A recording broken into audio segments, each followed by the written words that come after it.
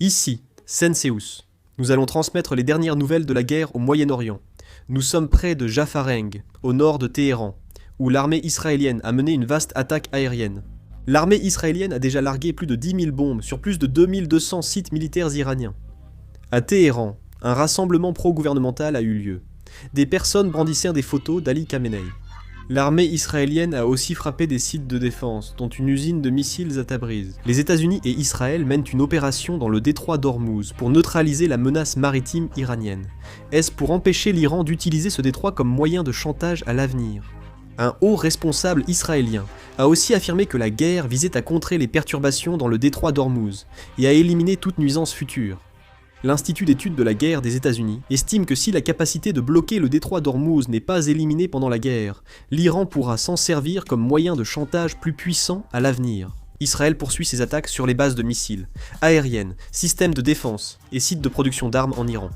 Cette fois, la base aérienne de Shiraz a été visée, avec la destruction de 2 C-130, un Ilyushin 76 et 10 hangars légers. Un missile iranien a touché Holon, Israël, causant un incendie dans un quartier résidentiel. Les pompiers interviennent. L'Iran a lancé un total de 9 attaques de missiles contre Israël. Au cours de ces attaques, des bombes à sous-munitions sont tombées dans la région centrale d'Israël, causant d'importants dégâts parmi les civils. Les attaques de missiles iraniennes ont provoqué de lourds dégâts dans le centre d'Israël. Le corps des gardiens de la révolution islamique affirme avoir attaqué une centaine de sites stratégiques en Israël avec des missiles Khorramshahr 4. Le ministère israélien de la Santé a indiqué que 192 personnes ont été hospitalisées en 24 heures, dont 4 grièvement blessées, la majorité ayant des blessures légères. D'après Al Jazeera, l'armée israélienne a bombardé ce matin pour la 2e fois Samar, à l'est de la vallée de la Bekaa, après avoir déjà mené 2 frappes aériennes sur Yamar, aussi dans la vallée de la Bekaa. C'est le Liban. Dans le sud du Liban, l'armée israélienne a mené simultanément des frappes aériennes et des opérations terrestres ciblant le Hezbollah.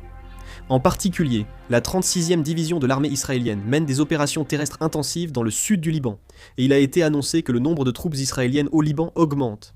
Il y a eu également des frappes aériennes israéliennes dans la région de Beyrouth, au Liban.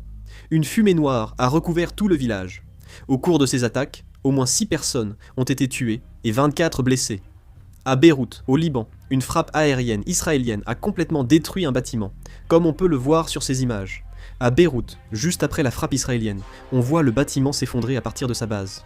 Israël a envisagé un effondrement du régime iranien, après la mort d'Ali Larijani et d'autres dirigeants. Le ministre iranien des Affaires étrangères, Abbas Araghchi, a déclaré à Al Jazeera qu'un nouvel accord sur le détroit d'Ormuz serait nécessaire après la guerre pour assurer un passage sûr. Il a aussi rejeté un cessez-le-feu actuellement. L'agence Mizan, liée au pouvoir judiciaire iranien, a annoncé mercredi la condamnation d'un homme accusé d'espionnage pour Israël. Actuellement, la Russie soutient activement l'Iran, en continuant de lui fournir des renseignements satellitaires, en apportant un soutien en matière de technologie et de tactiques de drones, et en aidant à améliorer les performances des drones Shahed. Les Émirats arabes unis ont exprimé leur volonté de participer à la coopération en matière de sécurité dans le détroit d'Ormuz, sous la direction des États-Unis, ce qui en fait le premier allié américain à répondre favorablement à cette initiative. L'Organisation maritime internationale tiendra une assemblée extraordinaire pour discuter de l'impact des attaques des États-Unis et d'Israël contre l'Iran sur le secteur maritime et les marins dans le Golfe. Je réaliserai et mettrai en ligne une vidéo dès que d'autres informations seront disponibles. La vidéo se termine ici, merci.